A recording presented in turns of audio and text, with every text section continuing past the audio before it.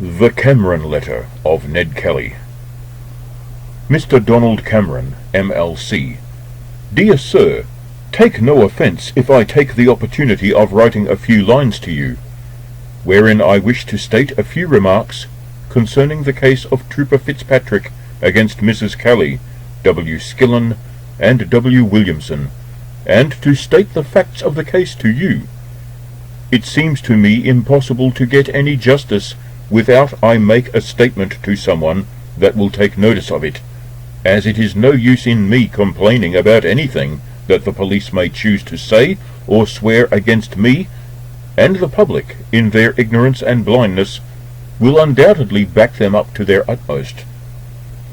No doubt I am now placed in very peculiar circumstances, and you might blame for it, but if you knew how I have been wronged and persecuted, you would say I cannot be blamed.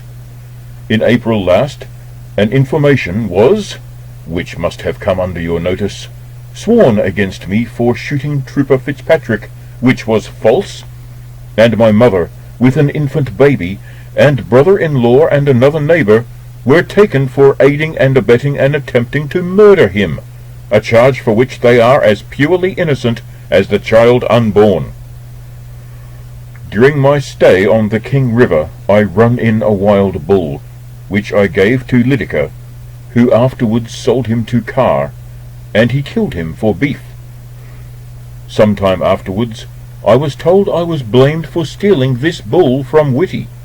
I asked Whitty on Moyhu Racecourse why he blamed me for stealing his bull, and he said that he had found the bull and he never blamed me for stealing him. He said it was Farrell who told him I stole the bull. Some time afterward, I heard again I was blamed for stealing a mob of calves from Whitty and Farrell, which I never had anything to do with. And along with this and the other talk, I began to think they wanted something to talk about. Whitty and Burns, not being satisfied with all the picked land on King River and Boggy Creek, and the run of their stock on the certificate ground free, and no one interfering with them, paid heavy rent for all the open ground, so as a poor man could not keep his stock, and impounded every beast they could catch, even off government roads. If a poor man happened to leave his horse, or a bit of poddy calf outside his paddock, it would be impounded. I have known over 60 head of horses to be in one day impounded by Whitty and Burns, all belonging to poor men of the district. They would have to leave their harvest or ploughing and go to Oxley, and then perhaps not have money enough to release them, and have to give a bill of sale or borrow the money, which is no easy matter. Along with all this sort of work, Farrell, the policeman, stole a horse from George King, my stepfather, and had him in Whitty and Jeffrey's paddock until he left the force. And this was the cause of me and my stepfather, George King, stealing Whitty's horses and selling them to Baumgarten and those other men. The pick of them was sold at Howlong, and the rest was sold to Baumgarten, who was a perfect stranger to me, and, I believe, an honest man. No man had anything to do with the horses but me and George King. William Cook, who was convicted for Whitty's horses, had nothing to do with them, nor was he ever in my company at Peterson's, the Germans, at Howlong. The brand was altered by me and George King, and the horses were sold as straight. Any man requiring horses would have bought them the same as those men, and would have been potted the same. I consider Whitty ought to do something towards the release of those innocent men, otherwise there will be a collision between me and him, as I can to his satisfaction prove I took J. Welsh's black mare and the rest of the horses, which I will prove to him in next issue, and after those had been found, and the row being over them, I wrote a letter to Mr. Swanhill of Lake Rowan, to advertise my horses for sale, as I was intent to sell out. I sold them afterwards at Benalla, and the rest in New South Wales, and left Victoria as I wished to see certain parts of the country. Very shortly afterwards there was a warrant for me, and as I since hear, the police sergeant Steele, Strawn and Fitzpatrick, and others searched the 11 Mile and every other place in the district for me and a man named Newman, who had escaped from the Wangaratta. Police, for months before the 15th of April. Therefore, it was impossible for me to be in Victoria, as every schoolboy knows me, and on the 15th of April, Fitzpatrick came to the 11 Mile and had some conversation with Williamson, who was splitting on the hill. Seeing my brother and another man, he rode down and had some conversation with this man, whom he swore was William Skillion. This man was not called in Beechworth, as he could have proved Fitzpatrick's falsehood, as Skillion and another man was away after horses at this time, which can be proved by 8 or 9 witnesses. The man who the troopers swore was Skillion can prove Williamson's innocence, besides other important evidence which can be brought on the prisoner's behalf. The trooper, after speaking to this man, rode to the house and Dan came out. He asked Dan to go to Greta with him. Dan asked him what for, and he said he had a warrant for him for stealing Whitty's horses. They both went inside, and Dan was having something to eat. The trooper was impatient, and Mrs. Kelly asked him what he wanted Dan for. He said he had a warrant for him. Dan said, "Produce your warrant," and he said he had none. It was only a telegram from Chiltern. Mrs. Kelly said he need not go unless he liked, without a warrant. She told the trooper he had no business on her premises without some authority besides his word. He pulled out his revolver and said he would blow her brains out if she interfered in the arrest. Mrs. Kelly said that if Ned was here now, he would ram the revolver down his throat. To frighten the trooper, Dan said, "Ned is coming now." The trooper looked around to see if it was true. Dan dropped the knife and fork, which showed he had no murderous intention, clapped Heenan's hug on him, took his revolver, and threw him and part of the door outside, and kept him there until Skillion and Ryan came, with horses which Dan sold that night. The trooper left and invented some scheme to say he got shot, when any man can see it was impossible for him to have been shot. He told Dan to clear out, that Sergeant Steele or Detective Brown would be there before morning. Strawn was over the Murray trying to get up a case against Dan and the Lloyds, as the Germans over the Murray would swear to anyone, and they will lag you, guilty or not. Next day, Skillion, Williamson, and Mrs. Kelly, with an infant, were taken and thrown into prison, and were 6 months awaiting trial and no bail allowed, and was convicted on the evidence of the meanest man that ever the sun shone on. I have been told by police that he is hardly ever sober. Also, between him and his father, they sold his sister to a Chinaman. He seems a strapping and genteel-looking young man, and more fit to be a starcher to laundress than a trooper, but to a keen observer he has the wrong appearance to have anything like a clear conscience or a manly heart. The deceit is too plainly to be seen in the white cabbage-hearted looking face. I heard nothing of this transaction until very close on the trial, I then being over 400 miles from Greta. I heard that I was outlawed, and £100 reward for me in Victoria, and also hundreds of charges of horse stealing was against me, beside shooting a trooper. I came into Victoria and inquired after my brother, and found him working with another man in Bullock Creek. Heard how the police used to be blowing that they would shoot me first and then cry surrender, how they used to come to the house when there was no one there but women, and Superintendent Smith used to say, "See all the men I have today? I will have as many more tomorrow, and blow him into pieces as small as the paper that is in our guns." They used to repeatedly rush into the house, revolver in hand, and upset milk dishes, empty the flour out onto the ground, break tins of eggs, throw the mat out of the cask onto the floor, and dirty and destroy all the provisions, which can be proved, and shove the girls in front of them into the rooms like dogs, and abuse and insult them. Detective Ward and Constable Hayes took out their revolvers and threatened to shoot the girls and children whilst Mrs. Skillion was absent, the oldest being with her. The greatest murderers and ruffians would not be guilty of such an action. This sort of cruelty and disgraceful conduct to my brothers and sisters who had no protection, coupled with the conviction of my mother and those innocent men, certainly made my blood boil, as I don't think there is a man born who could have the patience to suffer what I did.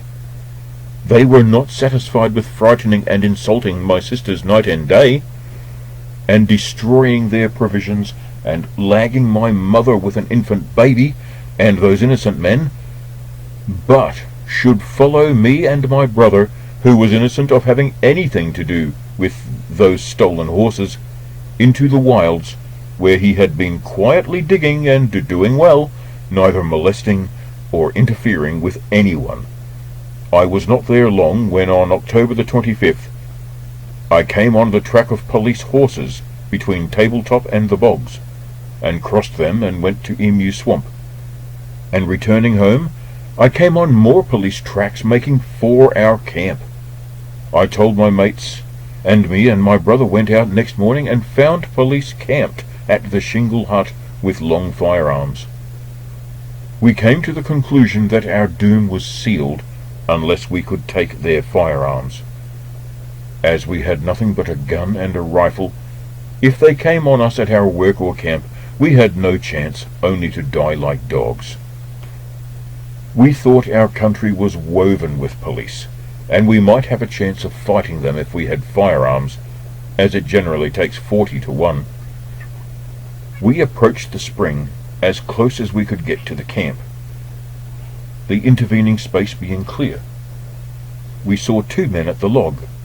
They got up, and one took a double-barrel fowling piece, and one drove the horses down and hobbled them against the tent.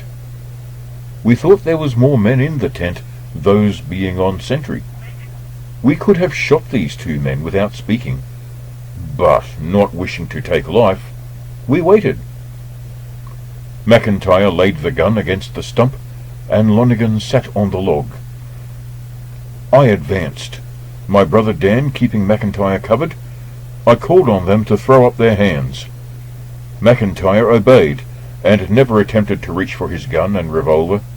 Lonigan ran to a battery of logs, and put his head up to take aim at me when I shot him, or he would have shot me, as I knew well. I asked who was in the tent. McIntyre replied, "No one." I approached the camp, and took possession of their revolvers and fowling piece, which I loaded with bullets instead of shot. I told McIntyre I did not want to shoot him or any man that would surrender. I explained Fitzpatrick's falsehood, which no policeman can be ignorant of. He said he knew Fitzpatrick had wronged us, but he could not help it. He said he intended to leave the force on account of his bad health. His life was insured. The other 2 men, who had no firearms, came up when they heard the shot fired, and went back to our camp for fear the police might call there in our absence and surprise us on our arrival. My brother went back to the spring, and I stopped at the log with McIntyre. Kennedy and Scanlon came up. McIntyre said he would get them to surrender if I spared their lives as well as his. I said I did not know either him, Scanlon, or Kennedy, and had nothing up against them, and would not shoot any of them if they gave up their firearms and promised to leave the force, as it was the meanest billet in the world. They are worse than cold-blooded murderers and hangmen. He said he was sure they would never follow me any more. I gave him my word I would give them a chance. McIntyre went up to Kennedy, Scanlon being behind with a rifle and revolver. I called on them to throw up their hands. Scanlon slewed his horse round to gallop away, but turned again, and as quick as thought fired at me with the rifle, and was in the act of firing again when I shot him. Kennedy alighted on the offside of his horse and got behind a tree and opened hot fire. McIntyre got on Kennedy's horse and galloped away. I could have shot him if I chose, as he was right against me, but rather than break my word, I let him go. My brother advanced from the spring. Kennedy fired at him and ran, and he found neither of us were dead. I followed him. He got behind another tree and fired at me again. I shot him in the armpit as he was behind the tree. He dropped his revolver and ran again, and slewed round. I fired with the gun again and shot him through the right chest. As I did not know that he had dropped his revolver and was turning to surrender. He could not live, or I would have let him go. Had they been my own brothers, I could not help shooting them, or else lie down and let them shoot me, which they would have done had their bullets been ear off, or brutally treating any of them. It is a cruel falsehood. If Kennedy's ear was cut off, it had been done since. I put his cloak over him and left him as honourable as I could, and if they were my own brothers, I could not be more sorry for them. With the exception of Lonergan, I did not begrudge him what bit of lead he got, as he was the flashest, meanest man that I ever had any account against. For him, Fitzpatrick, Sergeant Welland, Constable Day, and King the bootmaker once tried to handcuff me at Benalla, and when they could not, Fitzpatrick tried to choke me. Lonergan caught me by the privates, and would have killed me, but was not able. Mr. McInnes came up, and I allowed him to put the handcuffs on me when the police were bested. This cannot be called wilful murder, for I was compelled to shoot them in my own defence, or lie down like a cur and die. Certainly their wives and children are to be pitied, but those men came into the bush with the intention of shooting me down like a dog, yet they know and acknowledge I have been wronged. And is my mother and her infant baby and my poor little brothers and sisters not to be pitied? More so, who has got no alternative, only to put up with brutal and unmanly conduct of the police, who have never had any relations or a mother, or must have forgot them. I was never convicted of horse stealing.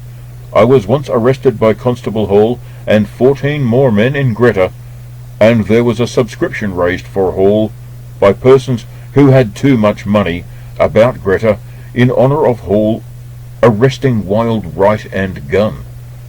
Right and Gun were potted, and Hall could not pot me for horse stealing, but with the subscription money he gave £20 to James Murdoch, who has been recently hung in Wagga Wagga. On Murdoch's evidence, I was found guilty of receiving knowing it to be stolen, which J. Wright, W. Ambrose, J. Ambrose, T. H. Hatcher, and W. Williamson and others can prove. I was innocent of knowing the mare to be stolen, and I was once accused of taking a hawker by the name of McCormack's horse to pull another hawker named Ben Gould out of a bog.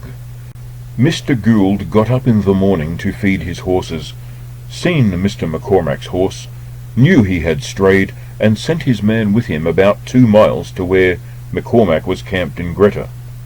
Mr. and Mrs. McCormack came out and seen the wagon bogged, and accused him of using the horse. I told Gould that was for his good nature. Mrs. McCormack turned on me and accused me of catching the horse for Gould, as Gould knew that he was wicked and could not catch him himself. Me and my uncle was cutting and branding calves, and Ben Gould wrapped up a pair of testicles, wrote a note, and gave it to me to give to Mrs. McCormack. McCormack said he would fight me. I was then 14 years of age. I was getting off my horse, and Mrs. McCormack hit the horse. He jumped forward, and my fist came in collision with Mr. McCormack's nose, who swore he was standing 20 yards away from another man, and the one hit knocked the 2 men down. However ridiculous the evidence may seem, I received 3 months, or £10, for hitting him, and 3 months for delivering the parcel, and bound to the peace for 12 months. At the time I was taken by Hall and his 14 assistants, therefore I dare not strike any of them, as Hall was a great cur, and as for Dan, he never was tried for assaulting a woman. Mr. Butler, P.M., sentenced him to 3 months without the option of a fine, and 1 month or £2 fine for wilfully destroying property, a sentence which there is no law to uphold. And yet they had to do their sentence, and their prosecutor, Mr. D. Goodman, since got 4 years for perjury concerning the same property.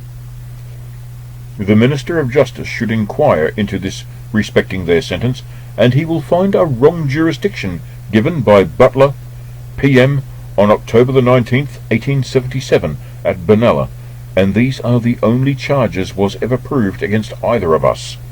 Therefore we are falsely represented. The reports of bullets being fired into the bodies of the troopers after death is false, and the coroner should be consulted. I have no intention of asking mercy for myself or any mortal man, or apologizing, but wish to give timely warning that if my people do not get justice, and those innocents released from prison, and the police wear their uniform, I shall be forced to seek revenge of everything of the human race for the future. I will not take innocent life if justice is given, but as the police are afraid or ashamed to wear their uniform, therefore every man's life is in danger, as I was outlawed without cause, and cannot be no worse, and have but once to die. If the public do not see justice done, I will seek revenge for the name and character which has been given to me and my relations, while God give me strength to pull a trigger. The witness which can prove Fitzpatrick's falsehood can be found by advertising, and if this is not done immediately, horrible disasters shall follow. Fitzpatrick shall be the cause of greater slaughter to the rising generation than St. Patrick was to the snakes and toads of Ireland. Had I robbed, plundered, ravished, and murdered everything I met, my character could not be painted blacker than it is at present. Thank God my conscience is as clear as the snow in Peru. As I hear, a picked jury, amongst which was a retired sergeant of police, was empanelled on the trial of my mother, and David Lindsay, who gave evidence for the Crown, is a shanty-keeper, having no licence, and is liable to a heavy fine, and keeps a book of information for the police, and his character needs no comment. He is capable of rendering Fitzpatrick any assistance he required for a conviction, as he could be broke any time Fitzpatrick chose to inform on him. I am really astonished to see members of the Legislative Assembly led astray by such articles as the police. For a while an outlaw reigns, their pocket swells, 'tis double pay and country girls, by concluding, as I have no more paper unless I rob for it, if I get justice, I will cry a go. For I need no lead or powder to avenge my cause, and if words be louder, I will oppose your laws. With no offence, remember your railroads, and a sweet goodbye from Edward Kelly, enforced outlaw.